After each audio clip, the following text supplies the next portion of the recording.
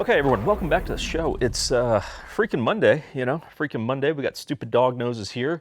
We got alcohol going back there.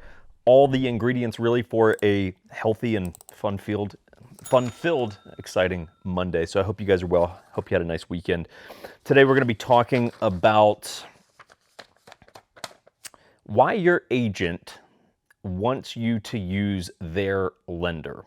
Okay, because there's a lot of skepticism. I wouldn't say a lot. There's the occasional skepticism from people because most people, their first point of contact in the real estate process is not a lender. Usually it's they reach out to an agent. I know this very well firsthand because of 100 people that reach out to us, which is a lot. It's not like that's every week we have 100 people reaching out, but of 100 people that reach out,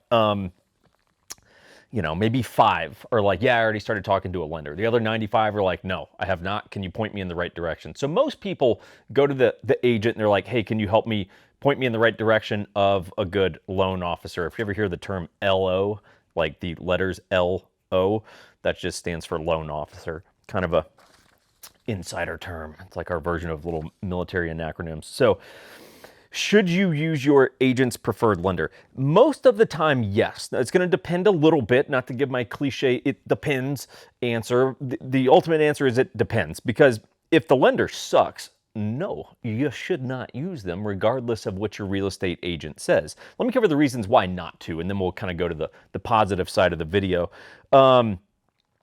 If they suck, of course, you should not use them. An agent saying, oh, I work with this person all the time, cool, that doesn't mean they're good. It should mean they're good. Otherwise, why the hell are you working with them all the time? But an agent saying, I work with this person, go to them. Cool. You still gotta be good. Like, I mean, we should all agree on this point, right? But I would also be a little skeptical. This is about the only time that I get a little like, what's going on here about this situation is if you're talking to the agent, and they're like, let me get you in touch with my lender. And you're like, oh, I already started talking to, Chase Bank or, whoever loan officer.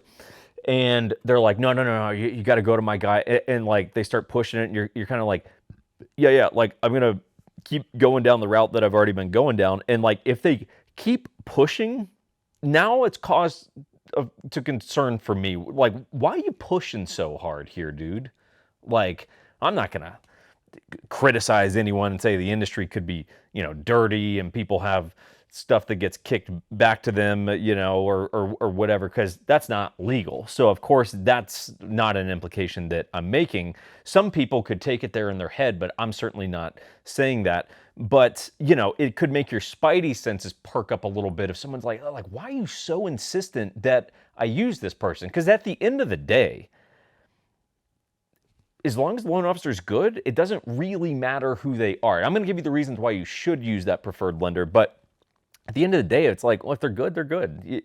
So let's kind of go into it. Why would you use the agent's preferred lender? So I'll just personalize this. Let's say someone comes to me and they're like, I want to buy a house. And I'm like, cool, let me get you in touch with my lender or a lender. We've got a few that we work with, of course, but it kind of depends on where you're located in terms of who we get you in touch with and what your needs are, like kind of that determines quite a bit. But here's how I look at it. I'm used to working with whatever. Bob is not the name of a lender that I use, I think, based on principle. I don't know that I could just call someone Bob. I don't know. But so whatever. I want you to use Bob. Or I wouldn't even say I want you to use. I'm like, let me get you in touch with Bob. Bob and I work together all the time. And so we understand each other's communication chain. Like we know how to communicate. We know how to work with each other. We do enough work with each other that I know when I turn a file, right? Sorry to call you a file, but you are a file, Mr. Client. Like when we turn the file over to the lender and we're like, hey, we just got this deal under contract. Start doing your lender shit with it. I know that they know what they're doing because we do this all the time together, so I don't really have to micromanage them. If it's a lender that I don't really know, it's, hey, whatever the local dude at Chase Bank, not throwing shade at Chase, I'm just saying, I don't know that guy. So it's going to be a lot more trust but verify, to bring in some Reagan quotes. It's going to be a lot more trust but verify, where it's like, okay, I'm going to assume that you do this all the time, and you're good at this, but I don't know. So I'm going to probably be a little bit more like on top of it, right? Not on top of it, but just like adamant about the communication chain versus I send you over to Bob. Bob knows his shit. We do this all the time. Like, Bob, here you go. Here's the contract. Do your thing, right? And Bob's like, got it, Jake. Say no more.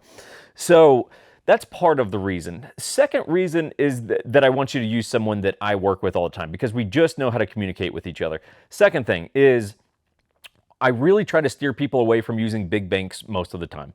Like your credit unions, your big banks, I mean, frankly, like, yeah, your Chase, your Wells Fargo, your Bank of America. I try to steer you away from that for the most part because I look at it like this. It's a very competitive seller's market. And one of the things that we need is we're going to need a little bit of extra hustle, right? Like we're going to need a lender that can kind of go above and beyond. I hate when I'm working with a lender that I don't know. They're at some credit union or what, just take a credit union.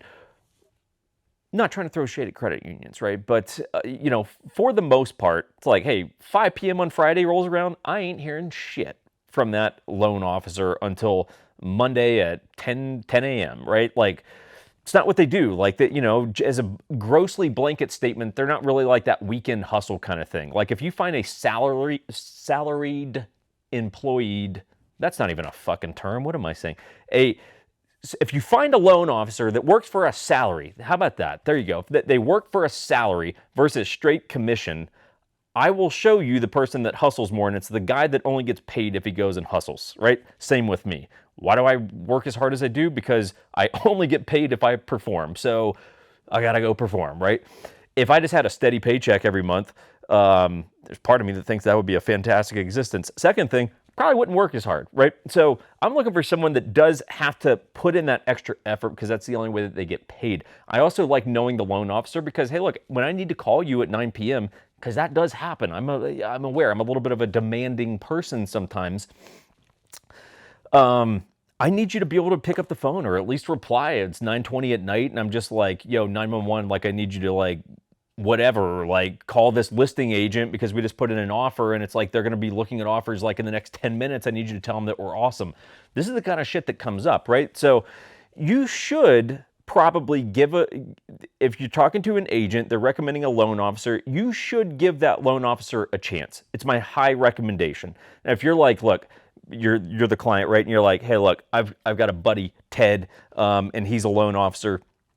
And like, I just have to use him. Like, he's my buddy. I get it. You should, right? I'm not going to try to interfere with that. If you're like, hey, Ted is, from what I know, good at his job and he's a friend, 100% support your friend. It's all good. Most of you don't know a lot of loan officers, which means you're probably happier. It's like knowing a lot of attorneys, you know, it's not really going to bring a lot of joy to your life.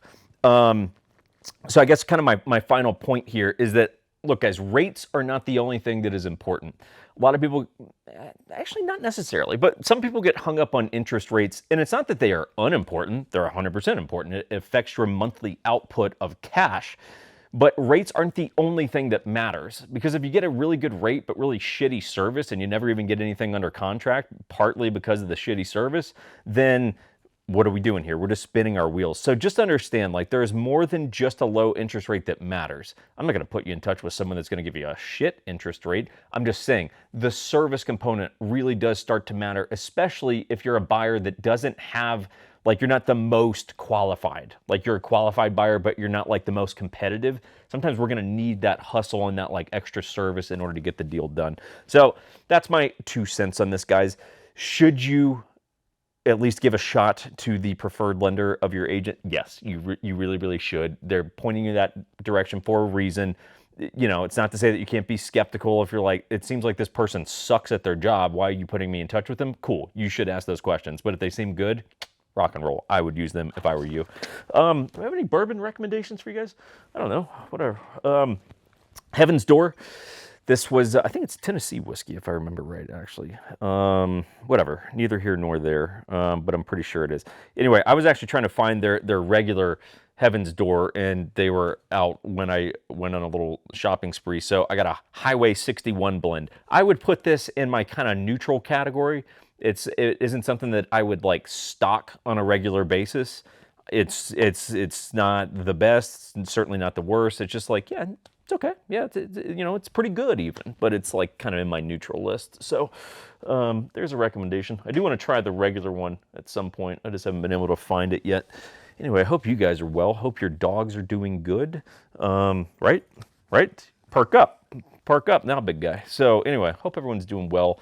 We'll see you in a couple days here with some sort of thrilling new subject matter. And until then, I don't know. Take care of yourself. Goodbye.